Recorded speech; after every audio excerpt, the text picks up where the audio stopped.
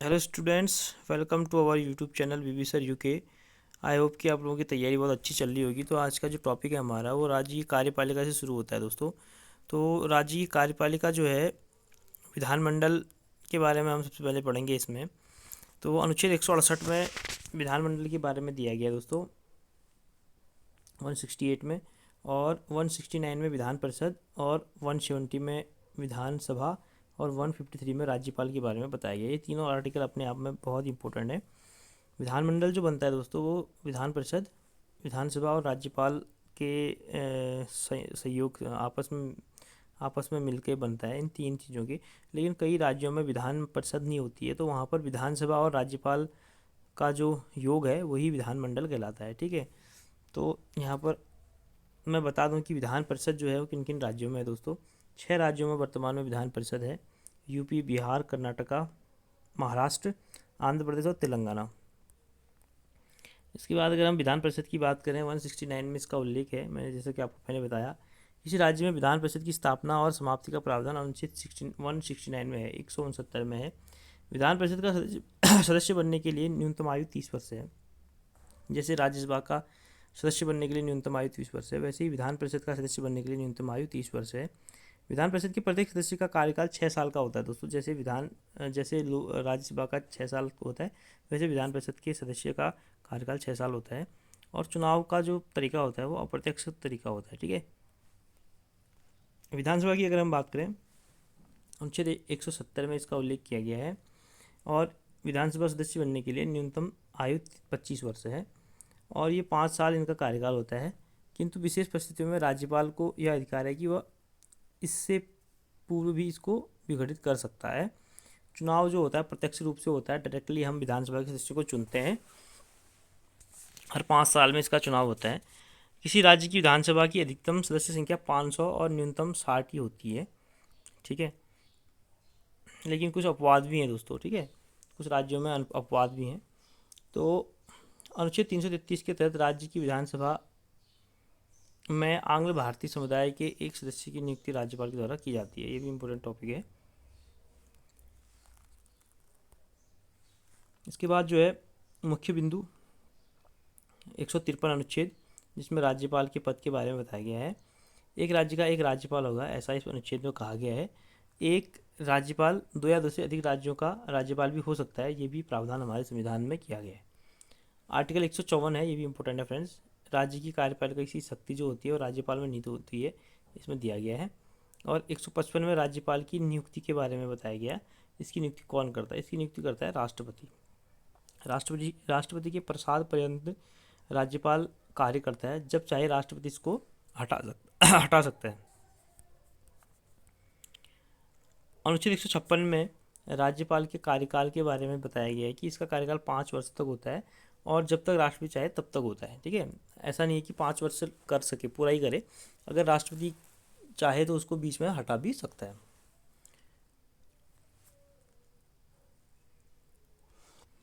राज्यपाल की योग्यताओं का उल्लेख है आर्टिकल 157 में। और कम से कम आयु जो होती है इसकी 35 वर्ष से, भारत का नागरिक हो, 35 वर्ष से पूरी आयु पूरी कर चुका हो। ठीक है, पागल दिवालिया नहीं होना चाहिए, और किसी लाभ के पद पर न हो, ये भी इसका प्रावधान है। आर्टिकल 158 पद की शर्तों के बारे में बताता है। और सबसे इम्पोर्टेंट आर्टिकल 159 है दोस्तों। इसकी शपथ के बारे में बताया गया है, राज्यपाल की शपथ के बारे में। उच्च न्यायालय का मुख्य न्यायाधीश जो है इसकी शपथ दिलाता है। हाई कोर्ट, जिस राज्य का उसे राज्यपाल बनना हो, उस राज्य का जो हाई कोर्ट होगा उसका चीफ जस्टिस इसकी शपथ दिलाता है। अब जो अगला टॉपिक है वो है मुख्यमंत्री। मुख्यमंत्री पद के बारे में अनुच्छेद 163 में कहा गया है कि राज्य मंत्रिपरिषद का ये प्रधान होता है। ठीक है, इसकी जो नियुक्ति करता है वो राज्यपाल के द्वारा की जाती है। 164 अनुच्छेद में इसके बारे में बताया गया है। मुख्यमंत्री ही शासन का प्रमुख होता है और मंत्रिपरिषद की बैठकों की अध्यक्षता भी करता है।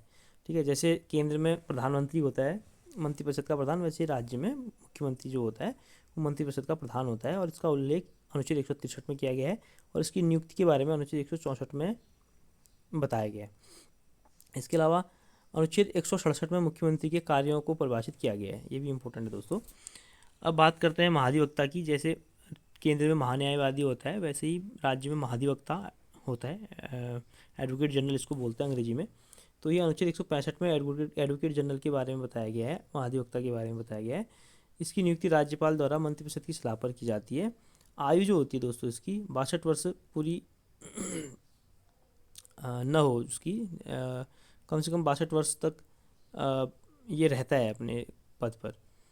योग्यता कम से कम 10 वर्ष या किसी भी न्यायालय में न्यायिक पद पर धारण कर चुका, 10 वर्ष तक किसी भी न्यायालय में न्यायिक पद धारण करनी इसकी योग्यता होती है दोस्तों, ठीक है। और 62 वर्ष की आयु तक ये अपने पद पर बना रहता है, ठीक है, ये ध्यान देना।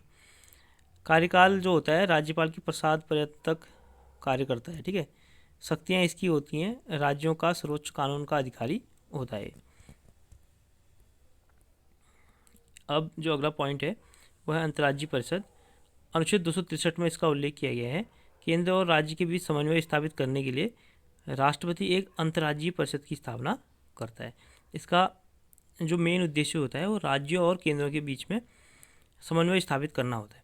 पहली बार 1990 में अंतर्राज्यीय परिषद की स्थापना की गई, ये भी इंपॉर्टेंट फैक्ट है।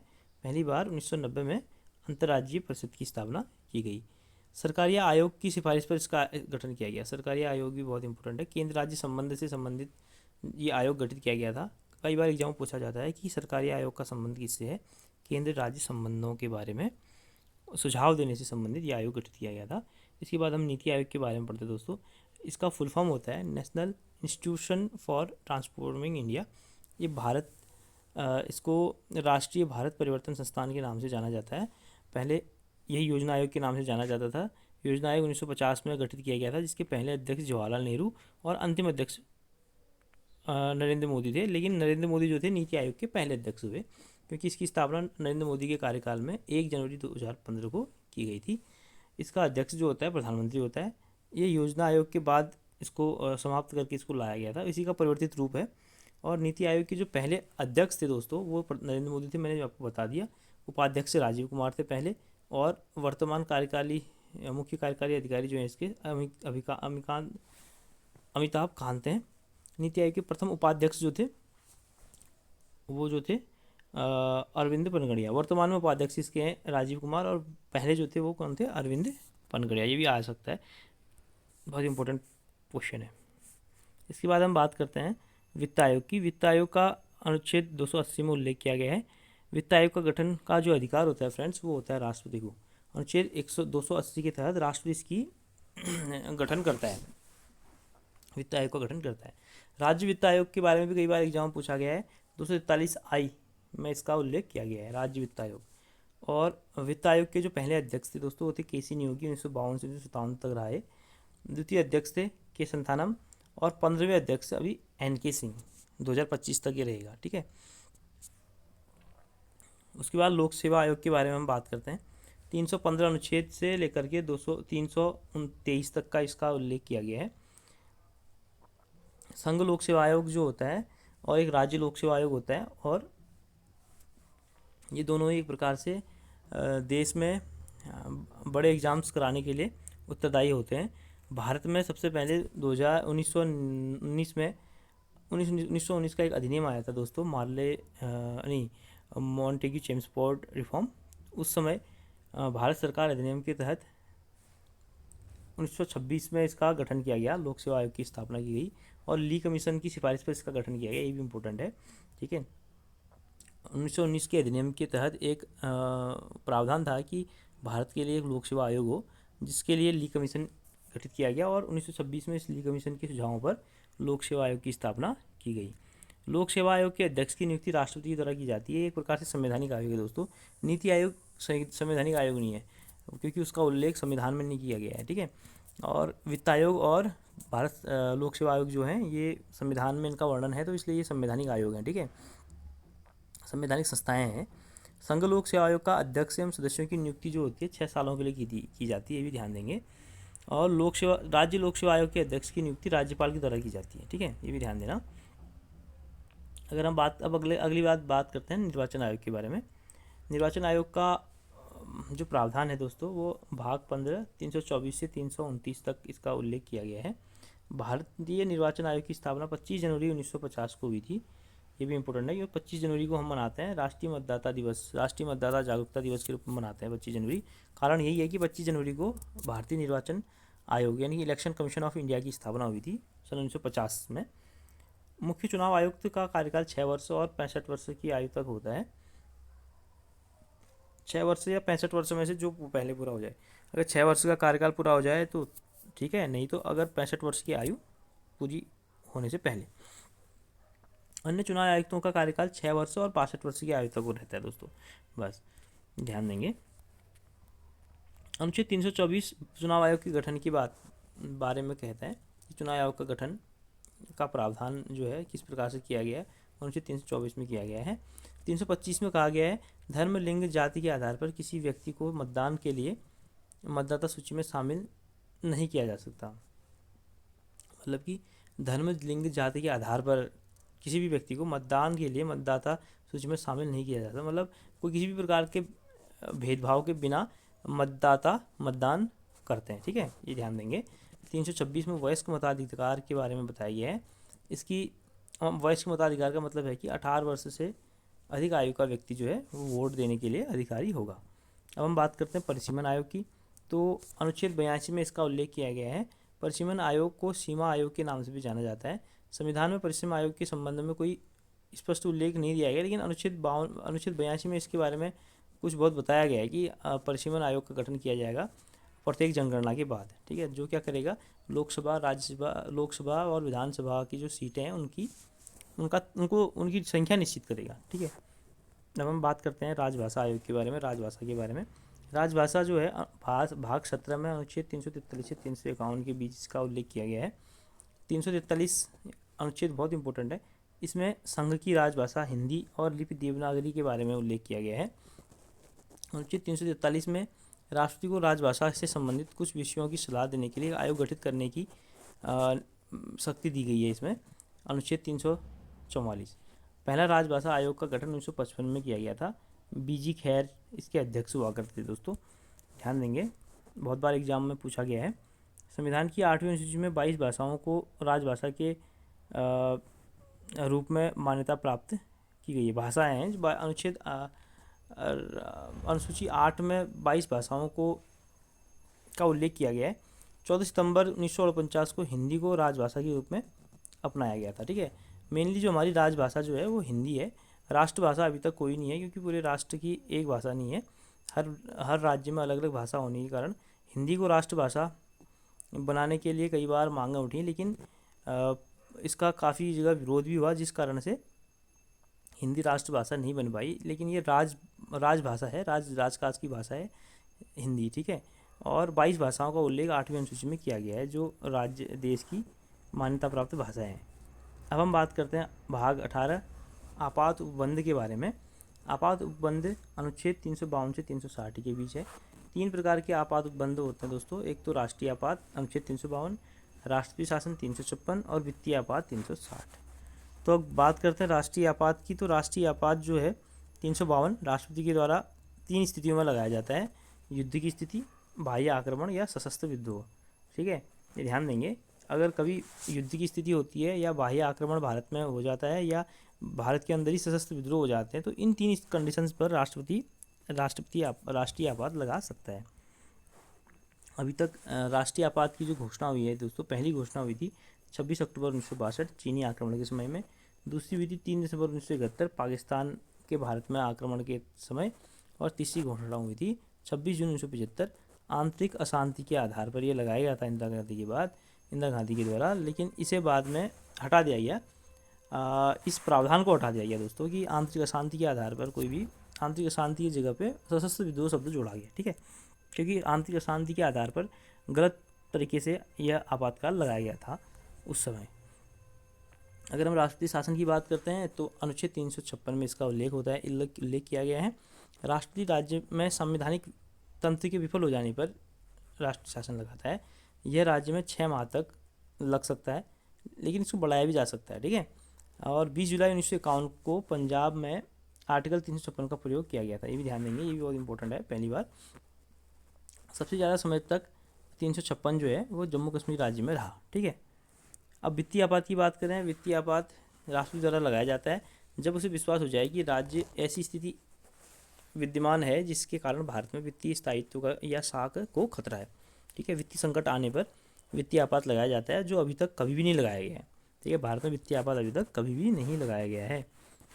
अब भारत के राष्ट्रीय चिन्हों के बारे में बात करें तो पहला चिन्ह है, भारत का जो राष्ट्रीय चिन्ह है वो है सारनाथ स्थित अशोक का स्तंभ के शीर्ष भाग की जो अनुकृति है, सिंह की अनुकृति है, वो राष्ट्रीय प्रतीक है। भारत सरकार ने इसे 26 जनवरी 1950 को अपनाया था। मुंडकोपनिषद में लिखा गया सूत्र सत्यमेव जयते देवनागरी में अशोक की लाट में अंकित है। ठीक है, अब हम बात करें राष्ट्रीय ध्वज की, तो इसे सारनाथ में राष्ट्रीय ध्वज की जो लंबाई चौड़ाई का अनुपात है दोस्तों वो है 3:2। ठीक है, ये ध्यान देंगे, 3:2 उसकी लंबाई चौड़ाई का अनुपात है। भारतीय संविधान सभा ने राष्ट्रीय ध्वज का प्रारूप 22 जुलाई 1947 को अपनाया था। राष्ट्रीय ध्वज को संविधान सभा में हंसा मेहता ने प्रस्तुत किया था, ये भी ध्यान देंगे दोस्तों, ये भी इम्पोर्टेंट है। प्रसिद्ध झंडा गीत झंडा ऊंचा रहे हमारा के रचनाकार जो थे श्यामलाल गुप्ता पार्षद।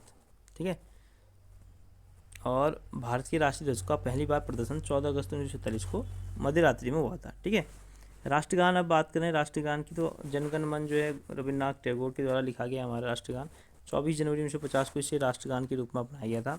राष्ट्रगान पहली बार गाया गया था कब? 27 दिसंबर 1911 को भारतीय राष्ट्रीय कांग्रेस के कोलकाता अधिवेशन में। ठीक है, राष्ट्रगान के वर्तमान संगीतमय धुन बनाने का जो श्रेय जाता है दोस्तों वो कैप्टन राम सिंह ठाकुर को जाता है, ये भी इम्पोर्टेंट है। ठीक है, कैप्टन राम सिंह ठाकुर को जाता है। उसके बाद हम राष्ट्रगीत की बात करते हैं। राष्ट्रगीत वंदे मातरम को बंकिम चंद्र चटर्जी के द्वारा लिखा गया था।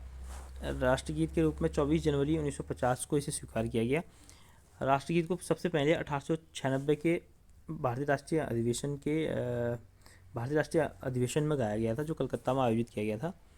इसे गाने में 1 मिनट 5 सेकेंड अर्थात 65 सेकेंड का समय लगता है और राष्ट्रगान को गाने में 52 सेकेंड का लगता है। अब संसद की कुछ वित्तीय समितियों के बारे में हम बात करते हैं। सबसे पहले है प्राक्कलन समिति।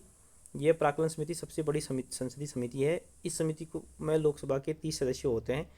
इनके सदस्यों का कार्यकाल 1 साल का होता है। ठीक है, यह समिति सरकारी खर्चे में कैसे कमी लाया जाए, प्रशासन को कैसे सुधारा जाए, इन विषयों पर अपनी रिपोर्ट देती है। समिति का अध्यक्ष लोकसभा के अध्यक्ष के द्वारा मनोनीत किया जाता है, ये भी ध्यान देंगे, ये बहुत इंपॉर्टेंट है। वित्तीय समिति, प्राक्कलन समिति। इसके बाद आती है लोक लेखा समिति। इसे प्राक्कलन समिति की जुड़वा बहन के रूप में भी जाना जाता है। इसमें 22 सदस्य होते हैं, 15 इसमें लोकसभा के तथा 7 राज्यसभा के सदस्य 1 साल के लिए निर्वाचित किए जाते हैं। ठीक है, और वित्तीय संबंध में इन्होंने अपने सुझाव देने होते हैं। उसके बाद सरकारी उपक्रमों की समिति के बारे में हम बात करते हैं। कृष्ण मेनन समिति की संस्तुति पर 1963 में सार्वजनिक उपक्रमों पर नियंत्रण के लिए लोकसभा में सार्वजनिक उपक्रम समिति की व्यवस्था की गई थी। इस समिति में 22 सदस्य होते हैं, जिसमें 15 सदस्य लोकसभा से और 7 सदस्य राज्यसभा से अनुपातिक प्रतिनिधित्व की एकल संक्रमण पद्धति के द्वारा निर्वाचित किए जाते हैं। ठीक है, आज के इस वीडियो में यहाँ तक का जो हमने कवर किया है इसको आप लोग अच्छे से पढ़ेंगे। इससे आगे हम पंचायती राज के संबंध में क्वेश्चंस आप लोगों को बताएंगे कल के वीडियो में। तो आज के लिए इतना ही, आप लोग पढ़ते रहिए। मिलते हैं अगले वीडियो में, तब तक के लिए ऑल द बेस्ट।